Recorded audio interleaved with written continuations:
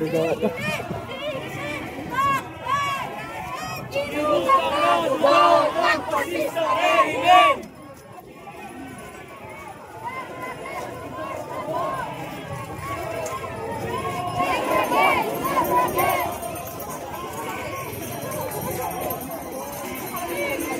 Sige na kita dito, sir.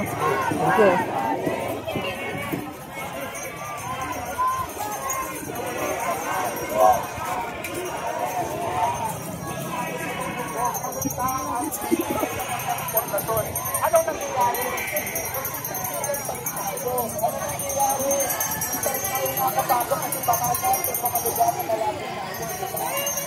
Ito pa natin ko, diba?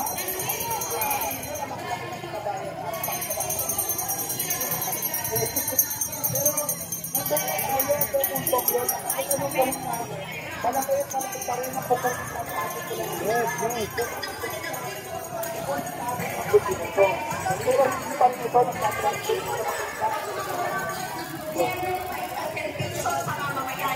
Si Marcos Jr. kunwari may pakailan sa kalikasan at sa krisis sa klima. Yun pala, gagamitin lang para sa greenwashing projects niya. Ang flood control projects, kunwari para tubunan ng mga. Yun pala, para maging balon ng korupsyon. Sa lalim ng putik at kahirapan na kinalulubugan ng mamamayan, kulang ang mga putik na binato at pinahid sa mga kusali at larawan ng mga kurakot at magnanakaw.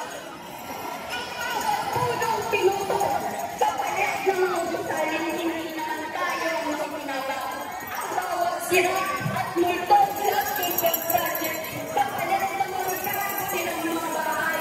Ang bawat bahay ng lusong natin sa palit habang sila komportable sa mga lugar na pinagsasanyan. Ang bawat pinakasukan at inaatake habang pinoprotektahan ng mga pulis at militar ng mga pagtulong sa bayan at kalikasan. Ang mga ito ay paalala na sagat na ang kabuluhan ng sistema. Paalala na sagat na rin ang pananahimik kahit ang totoong resiliency.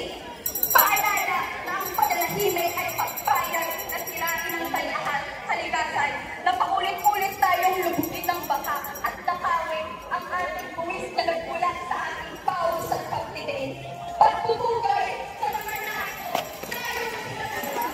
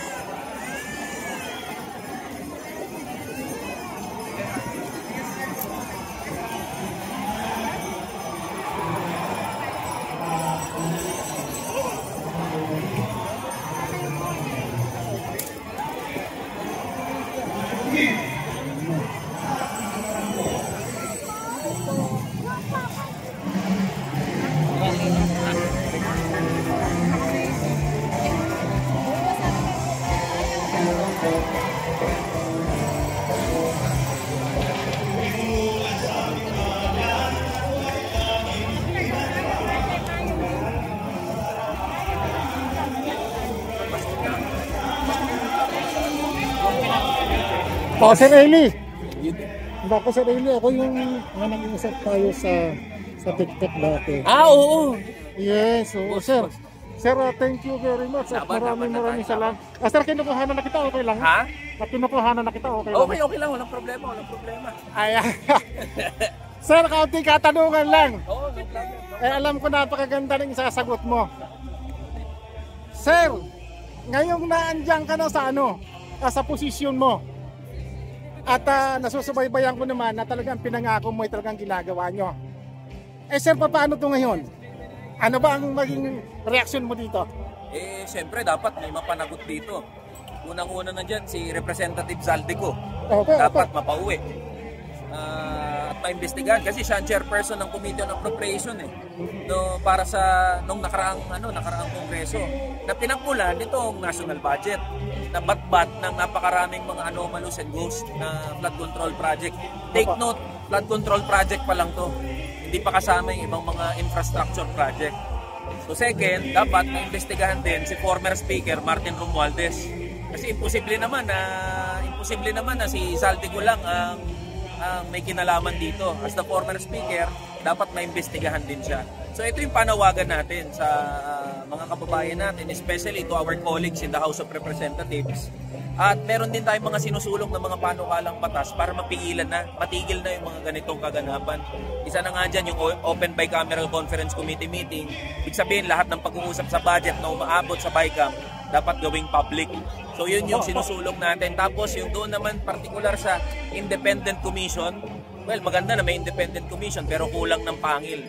So nagtutulak tayo ng panukalang batas dyan para merong contempt power yung Independent Commission. So ito yung ilan sa mga tinutulak natin na mga pwedeng immediate na solution dito sa problema natin.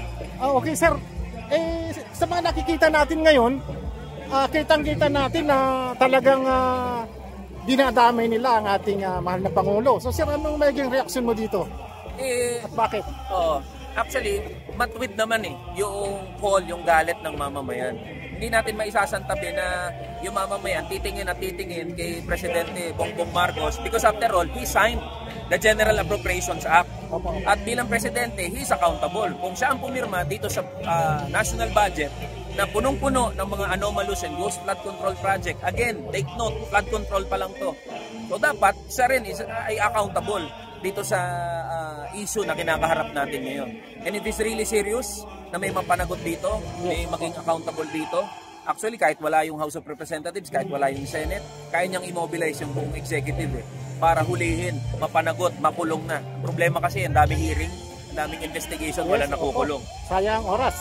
Sir, tungkol naman dito sa marami kasi nagsasabi, kung 3 taon na muna siya bago niya ito pinuna ng mga ganitong bagay.